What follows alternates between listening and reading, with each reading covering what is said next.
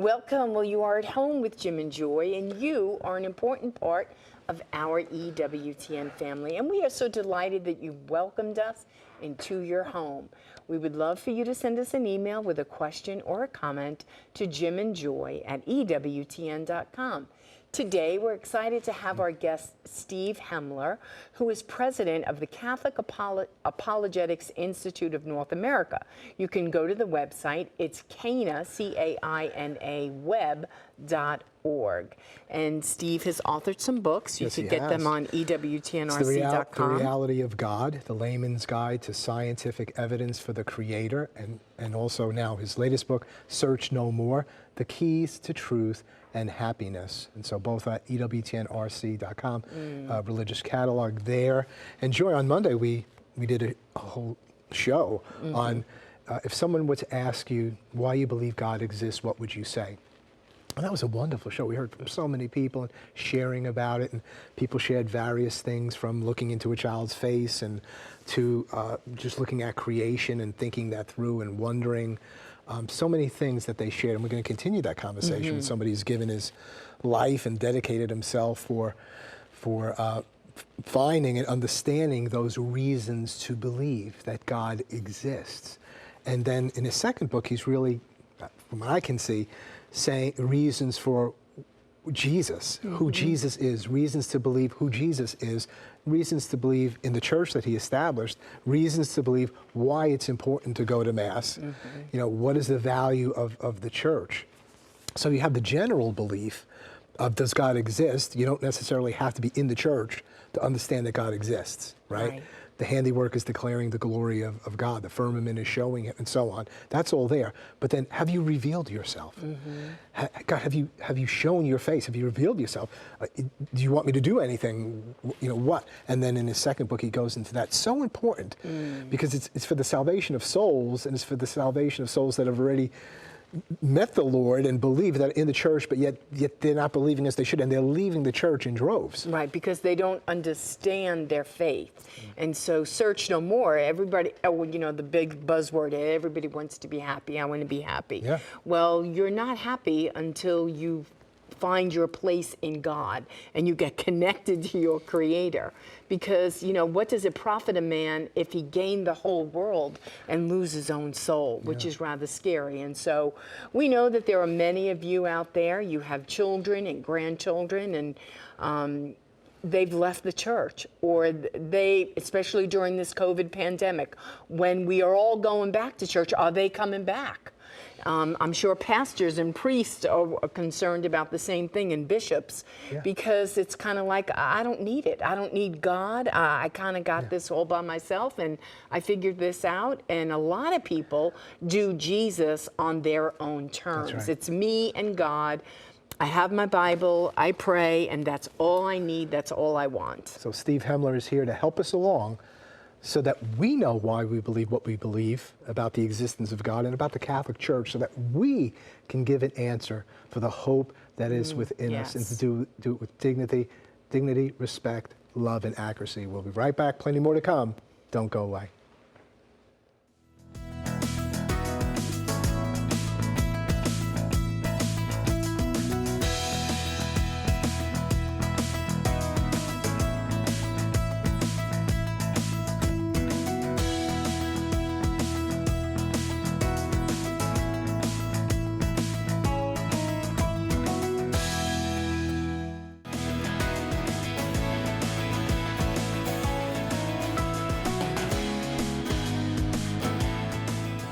Welcome back. Well, you're at home with Jim and Joy, and today our guest is Steve Hemler. He is president of the Catholic Apologetics Institute of North America. You can go to his website, cainaweb.org. We're excited to have Steve on, and he's the author of 2 books that you can get on ewtnrc.com. Now, Steve, we welcome you. We're excited to have you. You have 2 books called The Reality of God and Search No More, equipping the saints to do the work of the ministry. Now, Steve, we welcome you, and we're excited to have you, and we want you to tell our family a little bit about yourself and this wonderful ministry.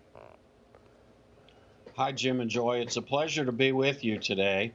And I started this apologetics ministry in 2011.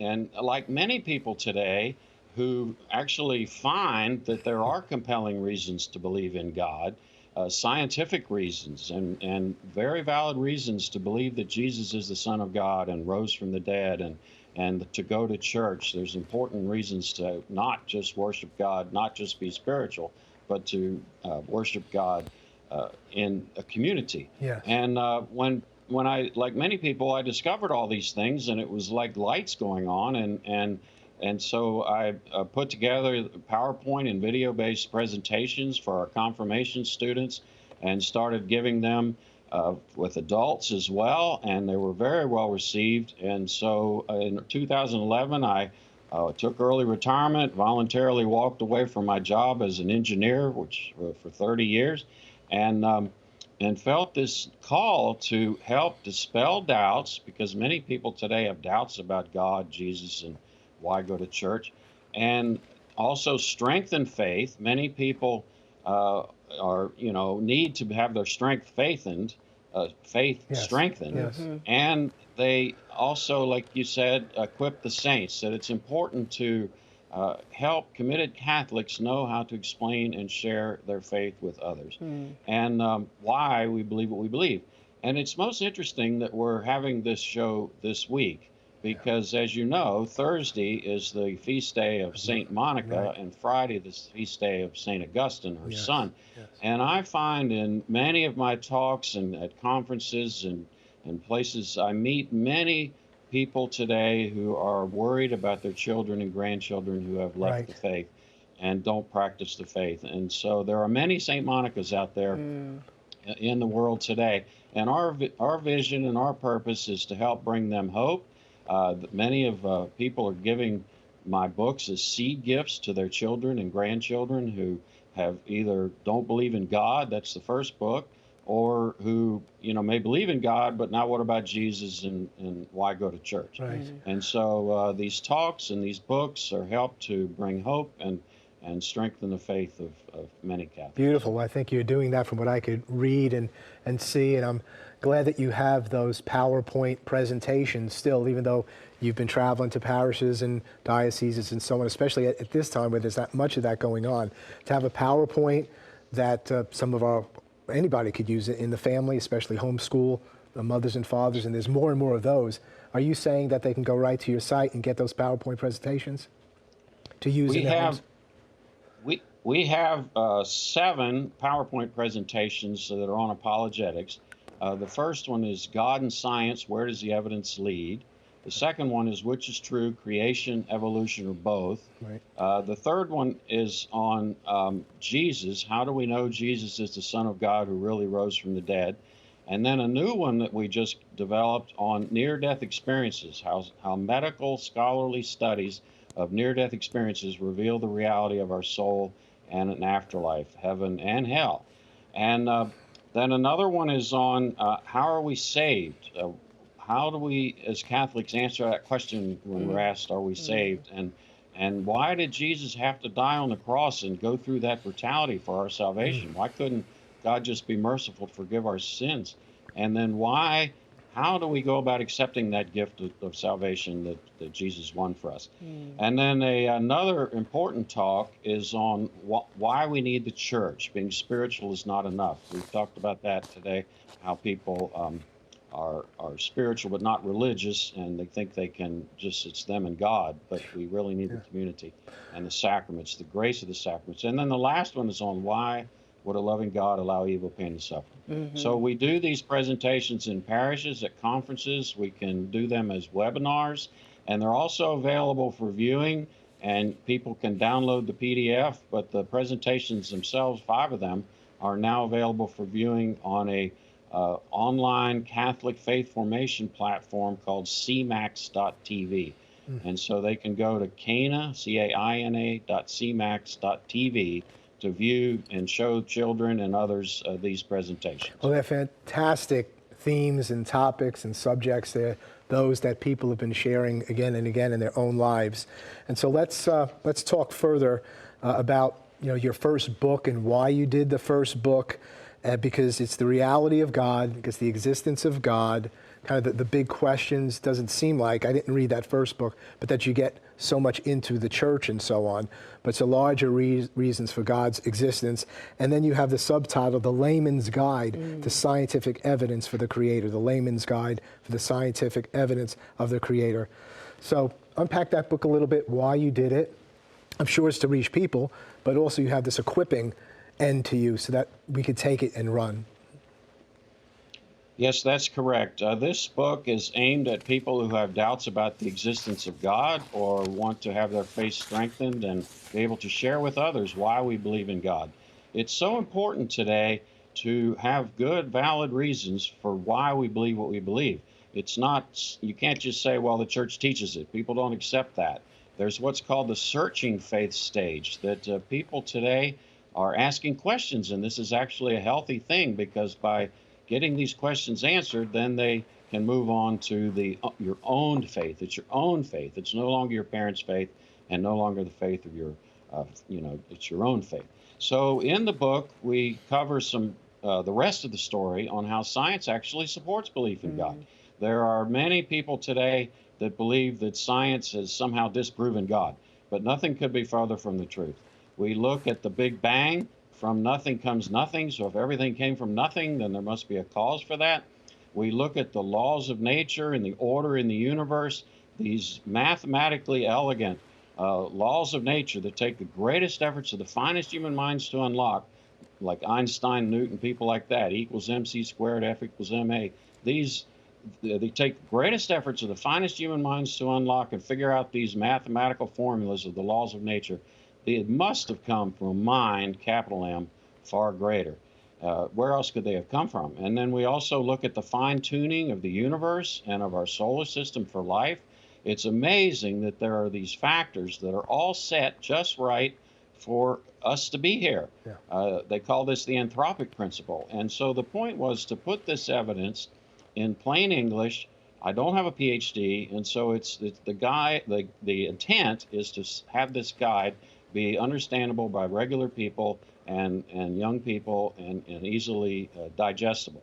Yeah. And then we also get into evolution. Evolution is a big challenge to faith. It's oftentimes presented as we just evolved, by accident, that God doesn't have a job to do. He's been fired from biology.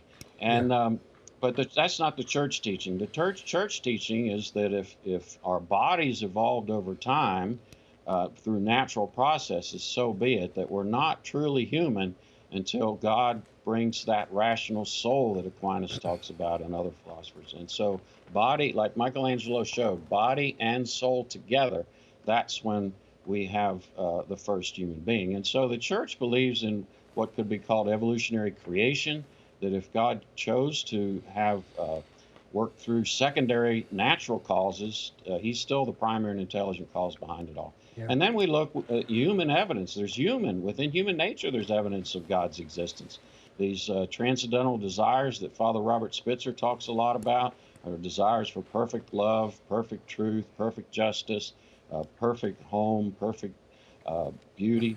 We have these desires that are not fulfilled in this world. And so why would we have desires that cannot be fulfilled perfectly in this world, only because they can be fulfilled in the next? And then our conscience, we have this moral law that's been written on our hearts. Where does that come from? And we feel compelled to do right and avoid wrong. And everybody feels that obligation, that moral obligation. And so where does that come from? So this whole book looks at rational, compelling evidence for the existence of God. Steve, as you were sharing, talk about the moral evidence that God is inside of you. We work at a pregnancy medical center, and we'll ask clients if they think having sex outside of the bonds of marriage, did you feel that was right, or did you feel that was wrong? Now that you are in unplanned pregnancy, you're considering an abortion. Do you feel that that's right, or do you feel that that's wrong? And they'll say, I think having sex outside the bonds of marriage was wrong. And then I'll say, well, why? Because it doesn't say that you're a Christian here, but why do you think that? And so you really get to have the new evangelization in this setting where we can tell them that you are made in the image and likeness of God, and that is already written on your heart. And so you want to awaken them to God in that moment where they find themselves in this unplanned pregnancy and to the life inside of them. As you as a catechist, as you were being a catechist in Dubai, were you finding that people just didn't know their faith or why they believed what they believed? Or did they know that the law was already written on their heart? Everybody has this sense, this moral obligation, and so it has to be properly formed. But many people today do not know why they believe what they believe. They cannot articulate that, and many people don't even understand why they believe what they believe. But it's so important to be able to share with others why we believe in God or Jesus or going to Mass, and so that's the purpose of this ministry. And it is interesting with regard to this moral obligation that we feel and also these transcendental desires, that one of my favorite sayings with regard to human sexuality, I read it when I was, I guess, a teenager, and it just made so much sense, is that this is not always the case, but it's oftentimes the case, that men play at love to get sex and women play at sex to get love. And I think that a lot of times women come to regret that, that they aren't getting the true love that they want, that can only be fulfilled in God, and the way that we normally, a lot of times people do today, try to find that love is just not healthy, and it takes a lot of time to come to that realization. Well, what you said is so true, because what we see on a daily basis of everybody looking for love, and then they're finding that they're just using people to get what they want, and then maybe they got sexually transmitted diseases, they got a broken heart emotionally, and now they're in an unplanned pregnancy, but they still have not found love. And so you can say you were made for more, and the more that you were made for is God, and He wants to love you unconditionally, where you find yourself in this place so separated from Him, and try to reconnect and bring that person back to a loving God who's full of mercy, who's full of grace. But the beautiful thing about God is that He can't stop the consequences of our sins. So we're in a setting where you see that, and it becomes a teachable moment, right? Yes, that's very important, and it's very good work that you do. And I just wonder, how many times do you have people come in there? I know you're down in Alabama, Bible Belt, but how many times do you have people come in? And I think this is true more often with men than with women. But, to talk in that way to someone who doesn't believe in God, well, there's some foundational work that needs to be done first. We have to have that belief in God in order to understand, the moral call that we're all called to as Christians. And so, science, so many people think that science is disproving God, but science, the rest of the story is that actually provides some pretty compelling evidence. But it's not proof. Many people today are looking for proof of God's existence, and they say, well, they won't believe until God proves Himself to us. But God is not going to prove Himself to us. He doesn't do that. He ultimately respects our free will. It's our choice whether or not we will, as the Baltimore Catechism say, choose to know, love, and serve God. And so He provides enough evidence to convince anyone willing to believe, but not compel the unwilling. And so again, He ultimately respects our free will. So there's no proof, there's evidence, compelling evidence of God's existence. And that's discussed in my first book, The Reality of God, the layman's guide to scientific evidence. Yeah, well, you hear this phrase, it's a leap of faith, just this huge leap of faith, and faith is separated from reason, and faith is separated from science. These are just doctrinal, dogmatic things from different religions, and you just have to leap and believe. But I don't think that's what the Catholic Church teaches. I think it says that our faith is a reasonable faith, and here's the reasons to believe in God's existence, and here's the reasons to believe that Jesus was the Son of God, that He was divine, that He really rose from the dead. And so there's always that place of a step to be taken. Like you said, it's free will. It's not like total proof and you can't not believe it because it's right there. But it's like, but it's not a leap. It's not like that there's no information here. And I think the Catholic Church really led to science and scientific inquiry, because we believe that the order there's a stability there.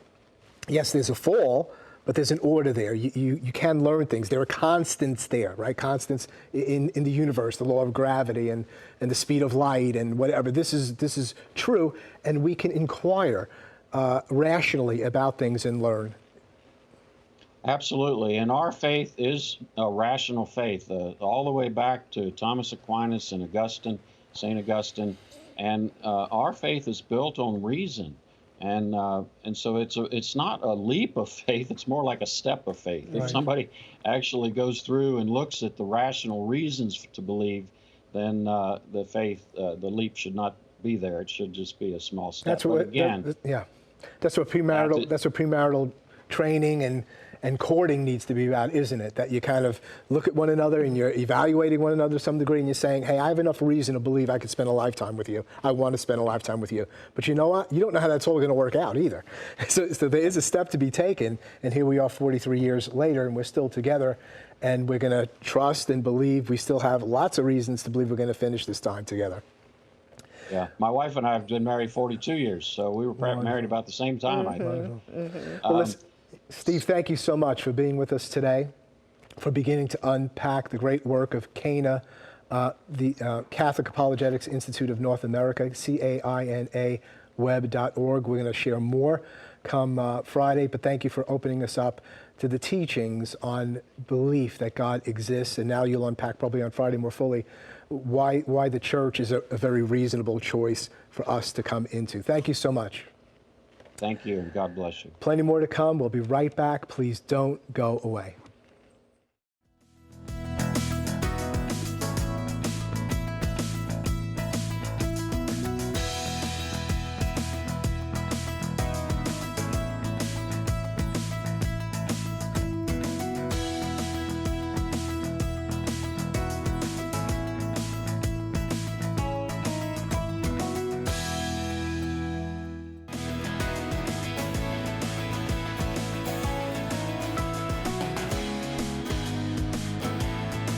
Welcome back. Well, I really did enjoy having a conversation with Steve Hemler, because he unpacks for you your faith journey, as EWTN television and Catholic radio does that so well. You're driving in your car and you're hearing callers come in, and the apologetic, all the shows that we have. And it's so informative, because so many people are learning their faith as they go and having it unpacked. It's like, Lord, help I believe, but Lord, help my unbelief. Because, and I've said this before, in the Catholic Church, you feel like you're in kindergarten. There's so much to learn, so much to understand. And then you get introduced to Father Spitzer and his Steve Hemler, and you're like, oh my gosh, I have so much to learn and read. Well, God's placed them there to break it down, so that we might believe more fully and understand our reasons for belief in God. Jesus Christ is the King of Kings and Lord of Lords of the sacraments. And as Steve was saying, I don't know if you could prove God, but God gives us so much in the skies, in the sacraments, in the yearnings of our hearts, in our searchings. He gives you enough. He gives you enough and says, do you love me? I love you. Dost thou love me? Peter? Lord, you ask me this again and again. Will you come and follow me?